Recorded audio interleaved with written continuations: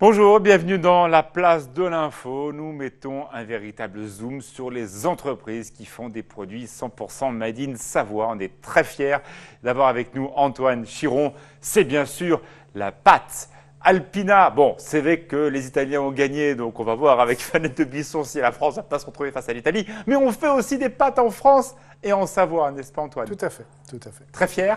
Mais bien sûr, et puis la Savoie, c'est le C'est berceau. votre famille, hein? Et oui, c'est le berceau des pâtes aussi en France, la Savoie. Alors c'est vrai que tout ce qui touche à la Savoie vaut de l'or, notamment pour l'équipe islandaise Fanette de Buisson qui est logée, on le sait, à Annecy, et alors qui dépasse tout ce qu'on peut imaginer. Voilà, c'est la 37 € surprise du mondial, l'équipe d'Islande. Et il semblerait que l'air haut savoyard annécien lui plaise bien, puisqu'ils se sont qualifiés hier pour les quarts de finale et ils affronteront la France dimanche soir. Donc on allait prendre un petit peu l'ambiance au Trésor aujourd'hui. Des images qu'on verra tout à l'heure dans le cadre du JT. Voilà. Évidemment, c'était l'information, vous le savez, en ce vendredi, le Brexit qui a touché l'Europe entière et également la Grande-Bretagne. On l'a vu ce matin, la livre sterling a perdu à peu près 10% par rapport à l'euro. L'euro qui résiste d'ailleurs un petit peu mieux que le dollar. Très clairement, on voit bien que la livre s'est effondrée ce matin face au dollar, ce qui inquiète des stations de sport d'hiver et notamment Chamonix où il y a beaucoup d'Anglais. Voilà, à Chamonix, ça a été une inquiétude lors du vote pour le Brexit. Finalement, ça se tasse un petit peu. Finalement, il y a plus la peur de la mauvaise communication que d'une chute en tant que telle. Mais ce qui Emmanuel Jaude a constaté aujourd'hui, c'est que c'est un sujet un petit peu tabou à Chamonix. Il a été souvent un petit peu écarté, Emmanuel, pendant son tournage. C'est un sujet dont on ne en fera un parle deuxième pas. d'ailleurs. Pourquoi pas? Tiens, s'ils ne veulent pas d'Emmanuel Jaude, j'irai faire un portage à Chamonix. La question, c'est aussi la valeur foncière. Aujourd'hui, les acquéreurs à Méribel, à Chamonix, sont anglais. Pour acheter un chalet, un Anglais doit aujourd'hui payer 10% de plus. Ça changera fortement le marché. Donc, on ira faire un deuxième sujet sans tabou. Mais il y a déjà le premier à voir Voilà, d'Emmanuel Jaude. Ce soir, troisième reportage, là aussi de l'économie à Chambéry, une économie collaborative. Voilà, c'est ça. C'est la monnaie locale, l'élève, qui a été créée il y a 1 an et demi par l'association La Monnaie Autrement. Je reçois sur le plateau du JT tout à l'heure l'un des administrateurs. Et c'est une monnaie qui fonctionne bien. Et puis la monnaie locale, ça s'étend. Il y a le Léman dans le Genevois, suisse et français. Voilà, c'est un système qui a l'air de plutôt bien fonctionner. Donc on va voir un petit peu comment ça se passe. Merci beaucoup Fanette. On est très écho ce soir car nous recevons Thomas Bray, le directeur de la rédaction d'Écho des Pays de Savoie. On va bien sûr parler d'économie avec lui tout de suite. La place de l'info. L'autre pays de la pasta, c'est la France. Antoine Chiron, c'est votre famille. Et bien voilà, qui a eu cette très bonne idée de faire des pâtes. Il y avait beaucoup de fabrication de pâtes en France. Les entreprises ont fermé les unes après les autres et pourtant, en Savoie, on a un véritable savoir-faire. Avant de démarrer l'interview, on va regarder ensemble quelques images d'une émission que nous avons fait ensemble. C'était à Méribel. Vous vous souvenez des 3 Tipiaques? Eh bien, nous, on a encore mieux. On a Mado et ses copines. Elles sont plus vraies que nature. Regardez. La maillon sous son pommier, qu'elle s'est guinguinave. La maillon sous son pommier, qu'elle s'est guinguinave. Qu'elle s'est guinguinave de se, qu'elle s'est guinguinave de lait, qu'elle s'est guinguinave. Non, bossu un tapassa, qu'elle la regardave. Non, bossu un tapassa, qu'elle la regardave. Qu'elle la regardave de se, qu'elle la regardave de lait, qu'elle la regardave. Elles sont absolument géniales, Antoine. Ah oui, c'est fantastique ça. C'est la vallée de Méribel. Voilà, tout à fait. Et la famille Fressard, donc, qui a inventé, semble-t-il, ce creuset. Alors, il y a beaucoup de légendes. Paraît-il que ça serait des paysans devenus guides un peu de montagne qui auraient mis la pâte au fond du sac pour traverser le col du Mont Vallon, qui est à plus de 3000 mètres d'altitude. Et effectivement, la pâte, si on la garde en longueur, elle se casse dans le sac. Eh bien, au lieu d'attendre qu'elle se casse, on la coupe en petits carrés, on la met au fond du sac et ça fonctionne. Ça vous paraît réaliste ou pas comme histoire? Alors nous, notre version... Ah, allez, vas-y. Notre version pour le creuset, c'était la femme, bien sûr, qui faisait la pâte. Ouais. On faisait une feuille de pâte. Et l'outil qui servait à couper le creuset, c'était une ancienne lame de faux qui était recoupée avec un manche en bois. Et la femme faisait dans un sens et faisait ses petits carrés dans l'autre sens. Et voilà comment on faisait les creusets. Voilà la version que nous avons. C'est toute notre histoire parce que vous êtes situé en plein cœur de Chambéry avec ces usines qui fonctionnent très bien, où on fait réellement la pâte, mais plein de styles et notamment des petits nouveaux. Voilà, pour l'été, au lieu de manger une salade de riz qui n'a pas de goût, prenez ça c'est génial, avec du piment d'Espelette. Voilà. C'est une salade d'été, vous faites ça avec un petit filet de Lavaret comme ça, vous allez vous régaler. Il faut inventer tout le temps. Tout à fait, tout à fait. Et on continue à réfléchir. Vous verrez peut-être que d'ici la fin de l'année, il y aura encore des nouveaux produits.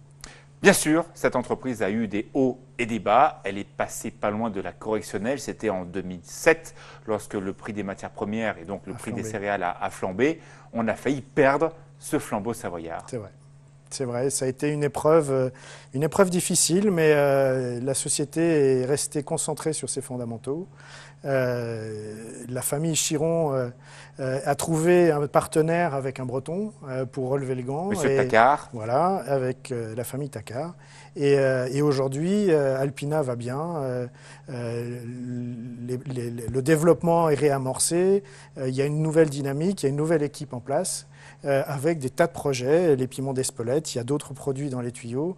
Vous allez voir les nouveaux packaging qui arrivent à partir de cet été. Toujours Alpina. Toujours Alpina. Toujours avec la Croix de Savoie. Avec la Croix de Savoie. Ça intéresse beaucoup, je crois, à Thomas Bray, sur cette notion de Croix de Savoie. Il va vous en parler dans quelques instants. Vous êtes fier de cette Croix de Savoie? Ah, mais c'est surtout l'histoire de notre marque. L'histoire de notre marque, au départ, c'était le drapeau. Avec le drapeau savoyard, avec une Marianne. Ensuite, c'est devenu Croix de Savoie et Alpina Savoie. Et le drapeau est toujours resté sur l'emballage. Mais alors vous, on s'intéresse à vous, Antoine Chiron, parce que vous avez vendu à un Breton. Un certain Julien Cachat connaît bien aussi cette thématique, parce que dans sa famille, on faisait du lait. Il est allé aussi en Bretagne pour faire ce qu'on sait, c'est-à-dire la famille Entremont. C'était pas trop difficile pour vous de vendre un peu l'histoire de votre famille à quelqu'un qui n'est pas d'ici? Non, parce que Christian Tacquart et la famille Tacquart est aussi une famille d'industriels. On connaît tous les petites crêpes dentelles Gavotte, et Christian Tacquart est le promoteur et a développé ces produits-là. Il est aussi dans la gamme des produits qui font, des produits de terroir. Les galettes Traumade, ce sont des produits de terroir. Donc on se retrouve... Les Savoyards et les Bretons s'entendent bien. Voilà, on se retrouve autour de tout ça et de ces valeurs-là, effectivement. Ces valeurs que vous voulez aujourd'hui commercialiser auprès des grands publics, par le biais des chefs, on le rappelle, il y a plus de restaurants étoilés dans les Deux-Savoies qu'à Lyon, par exemple, à travers nos stations de sport d'hiver. Vous êt un ambassadeur de Savoie-Mont-Blanc depuis quelques jours. C'est parti de la première promotion des 25 premiers. Pour dire quoi? Pour faire quoi? Eh bien, pour défendre ces valeurs de la Savoie, de tradition, de montagne et de produits de terroir. Alors c'est sûr, il y a une notion d'excellence dans Savoie-Mont-Blanc. Aujourd'hui, continue à monter ses produits. Vers le bio, vous le faites. Vers des céréales toujours plus travaillées, pas forcément raffinées, c'est un mot que vous n'aimez pas beaucoup. Mais l'identité dans tout ça. Je pense par exemple au creuset brun. Il est plus compliqué à travailler. Est-ce qu'on va garder des produits identitaires de la région? Bien sûr, ça fait partie de nos racines. Donc il y aura toujours des creusets blancs, mais il y aura aussi des creusets bruns, des creusets au sarrasin. Alors quand on a la chance de découvrir votre entreprise, on ne se rend pas forcément compte que tout est fait ici. Même vous allez pousser le bouchon à travailler avec les œufs de Savoie. C'est un système d'économie 100% local. Voilà. Ça vous coûte plus cher forcément. Bien sûr, il y a un coût à tout ça, mais il y a une économie derrière, il y a des emplois, il y a une dynamique. Les œufs de Savoie, c'est important pour nous. La farine de Savoie, c'est important pour nous. Tous les produits à la marque Alpina sont des produits qui sont faits en filière. Alors, ce n'est pas filière française parce que le blé dur ne pousse pas en Savoie, mais ce n'est pas en filière savoyarde. Mais en filière française, et c'est garanti effectivement par rapport à tout ça. Ma toute dernière question avant de retrouver Thomas Bray. Est-ce que les Savoyards sont des bons ambassadeurs de votre marque en clair? Est-ce que les chefs, les hôteliers mettent suffisamment de ces produits à leur carte ou il y a encore besoin d'expliquer les bienfaits de ces produits? Ça dépend des endroits, mais effectivement, globalement, oui, les chefs connaissent bien nos produits, mais il y a encore un travail à faire et on s'y attelle, ça fait partie du travail de toute notre équipe pour continuer à faire connaître tous ces produits. Notre François Langlais nous retrouve, il s'appelle Thomas Bray, juste après la pub.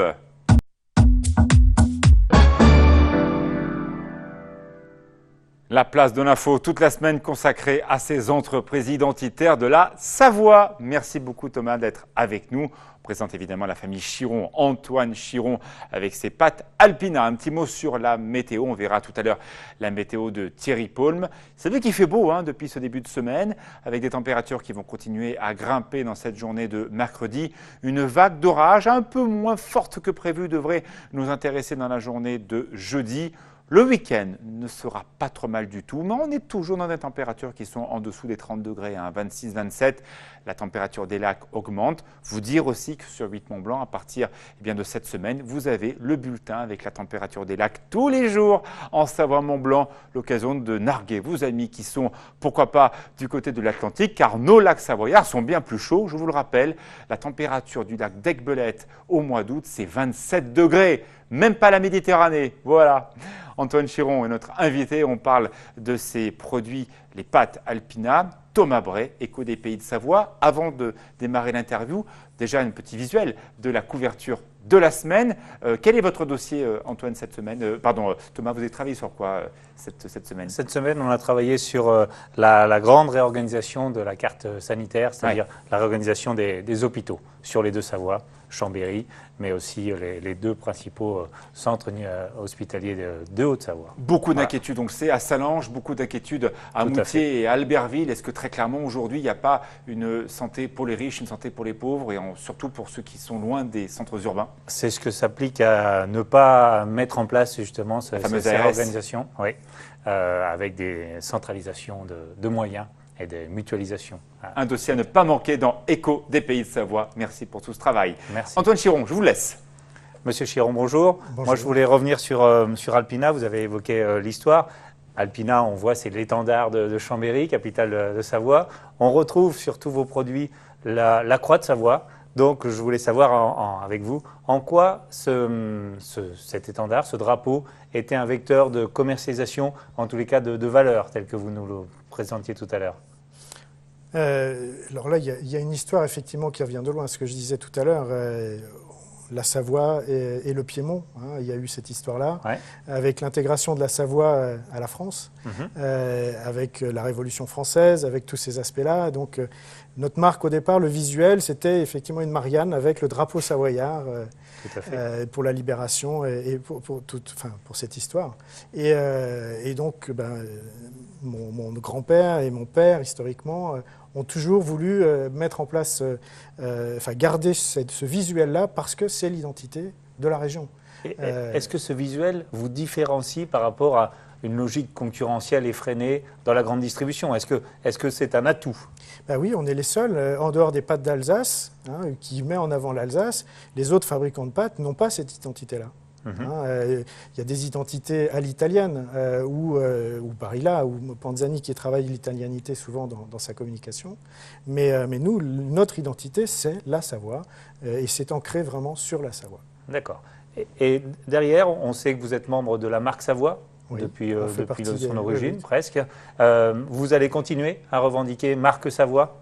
Oui, bien sûr. Je pense qu'en plus, c'est une marque qui commence à être reconnue, vraiment au niveau des consommateurs. Donc, bien sûr, ça fait partie aussi de notre stratégie de communication. Et par rapport à ce qu'Alexis évoquait tout à l'heure, c'est-à-dire Savoie-Mont-Blanc qui maintenant affiche un marketing territorial, est-ce qu'une entreprise comme Alpina, puisque vous avez été désigné parmi les 25 premiers ambassadeurs, va être dans cette dynamique et va apporter sa contribution? Oui, je pense, oui. On le fait déjà, puisque dans notre communication, rien qu'avec notre nom Alpina Savoie, on met en avant la région, et donc ça fait partie de nos ancrages. Il n'y a pas de souci là-dessus. Ça aurait pu effectivement disparaître à un moment et qu'on garde le nom Alpina uniquement, mais on a vraiment tenu à toujours garder cette référence à la Savoie. C'est important. Très bien. Où est l'innovation aujourd'hui? Sur quelle niche allez-vous explorer des nouveaux champs pour développer vos produits? Alors, sur les recettes, hein, vous avez là les piments d'Espelette, les creusets au piment d'Espelette, qui sont des produits aussi avec une forte identité. Mais vous verrez, sans déflorer des choses, mais vous verrez d'ici la fin de l'année, de nouveaux creusets, normalement, on est en train de mettre au point les formulations, les recettes. De nouveaux creusets aussi avec une identité par rapport à la matière première qu'on met dedans.